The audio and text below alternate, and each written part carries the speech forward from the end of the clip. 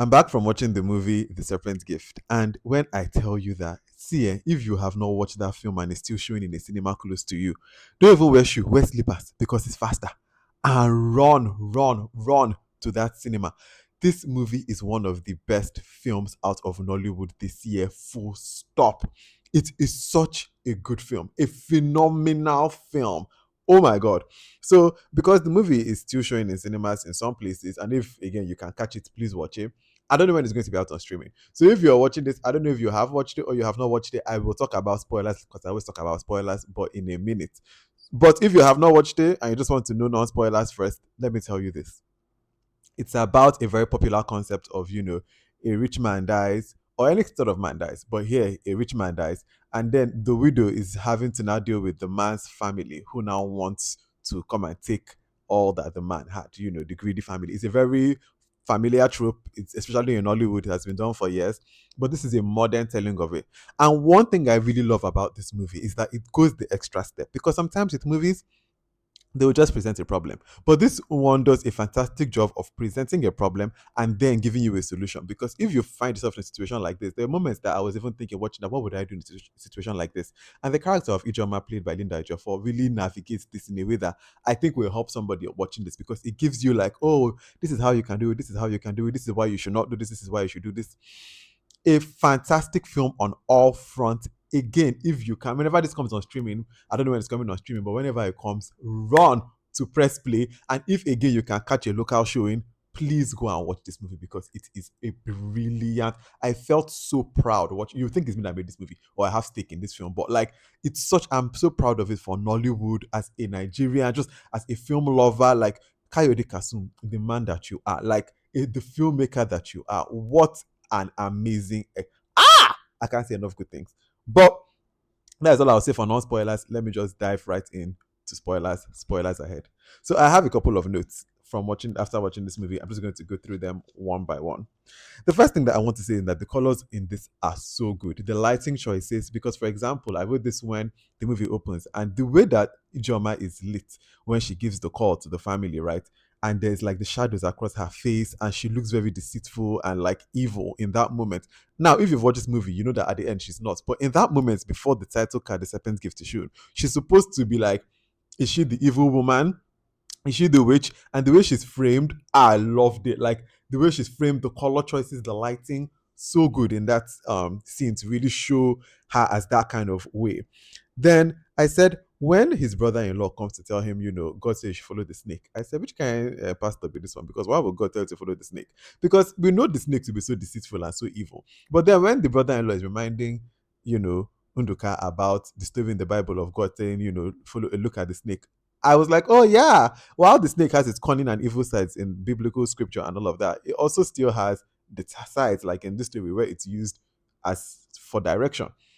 And I was like, oh, okay, because the serpent's gift, it already calls to mind like the serpent, evil. But even as I was like, does Idroma have ulterior motives? Because the snake, as we know, is kind of deceitful and evil. But the way they turned that on its head, like I loved it. Then the film says, in like its opening, like some things in life are mysterious, and truly some things in life are mysterious because the secretary that was not really even there that allows the brother-in-law in, like who was that? I guess like an angel or a heaven sent person, a mystery. Um, and I also wrote that the vultures and the dead cow, that dream sequence is so good, and the dream sequences in this are so good. But when that happens, I'm like, that's such a good analogy, and I'm watching it, and I'm like, just watching before I even get to where the film goes. I just go, the vultures are probably the family, and the dead cow is probably Unduka. Now, when I have that thought, I'm like, this is a foreshadowing, I'm sure. But will the movie just be very on the nose then with it? I love the fact that the foreshadowing works, but that the movie still goes in its direction and it makes sense. Like it all connects and it all makes sense. I loved it so much. Then I wrote that even the outfit choices, because you notice that, for example, there's a scene on the beach where Unduka and Ijoma, they're both wearing white. Ijoma wears a lot of white, again, to signify the purity of this person. Like, I just love that even the outfit choices, the choices to have her in white, almost like an angel or a pure figure, which she kind of is in this movie to Unduka, was a very intentional and very well done. Then I said that there was this scene that was kind of cracking us up in the cinema. I think it's unintentionally funny when Ijoma and Unduka are playing love, and he tells her about like his diagnosis, and the way Ijoma is crying. I don't know why people are kind of laughing. Like, oh, it felt very like Z word, very kid drama. Did you laugh at that thing? Because I found it very funny. Then I said, you know what, love is love, because this is their age gap relationship. Me, I'm not somebody that when I hear a strange age gap, myself, I'm like, this one never. That is quite a distance in age. But if love is love, I guess, because this is who was ordained. She was ordained to marry, I guess. But then, speaking of age gap, they keep saying that, oh, she's too young for you, she's too young for you. And watching it, I had the mental thought of like the actors visually when you see Linda and the actor that plays Nduka. Watching it, to me, the gap did not look that wild. Like if Beverly Osu was the girl that he was marrying, maybe then I would have thought, oh, maybe she looks younger, or Eferele, or that kind of actress. But though I see why Linda was picked, because Linda did a fantastic job. I don't think I can imagine any other person playing Ijoma. Linda killed this role completely. So I get why. But when they kept on saying, is she not too young for you? Because in this scene, Unduka and Stan Nze are supposed to be like brothers.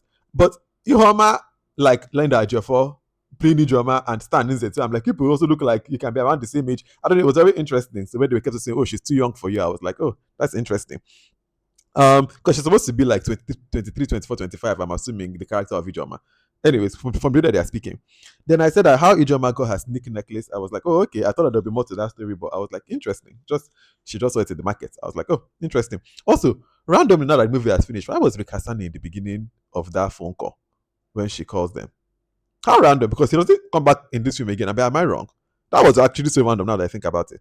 Then I said, family as employees, I will not recommend, because Nonso, who by the way, Stanley plays that character so well, trash person, trash. Nonso was trash from beginning to end. And then I said that Tina Mbatu did amazing. Tina Mba played every single side of this character well. The evil, I'm just a dove. I can never hurt a fly. Like, I'm ridiculous. I loved her performance. It was top. Tina Mba, kudos to you. The filmmaking, I'm so proud. Again, Kayode Kasum, I just kept, there's so much of it that's just proud of the filmmaking. Kayode should be proud of himself. Then I said, no, so wanting Ijoma to marry him and then his own wife even egging it on. Like, this family were vultures to the core. And then I said, I really love the modern telling of this story. And that brings us into like the whole thing of, the tradition of wives having to drink their husband's dead body wash. I said, the fact that that still happens is kind of wild. But then I thought, oh, wow, I never even thought that people could poison the body water. Because I never would think of that. The human mind is really evil. But it's really a good cautionary tale that maybe one thing that I really love that this movie does is that it doesn't crap on their traditional religion. Like, it shows that when they go to the oracle is still efficacious. Like, the oracle does what it does and even smites the person that tries to cross the line. So it doesn't crap completely on the traditions of the religion.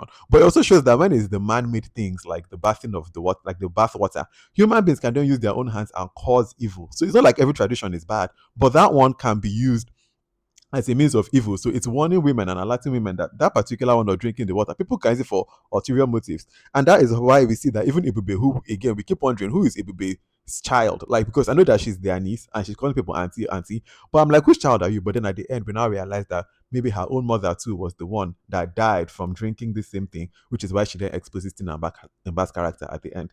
This movie was phenomenal. The lessons that it taught, the way it showed how to navigate a situation like this if you find yourself in it, the many lessons, oh my god, this film is amazing. Kayode, take all the AMVCs. Like, this film, oh my actual goodness, it's so good. If you have been watching this whole film video and you do not know who I am, my name is VDK. I make movie bingo cards, which you can find on my Substack, vdkfilmclub.substack.com, and also talk about films. Kayode Kasum, take all your flowers. The cast of this, take all your flowers. The crews of this, take all your flower. This is filmmaking at its core, and I'm so proud to be a Nigerian, a lover of film. Like this, if you're a film lover, you will understand and appreciate why this film is Kayode. God bless you. God bless you. Until the next video that I make and the next movie that I watch, have a wonderful rest of your day. I will see you in the next one. Bye.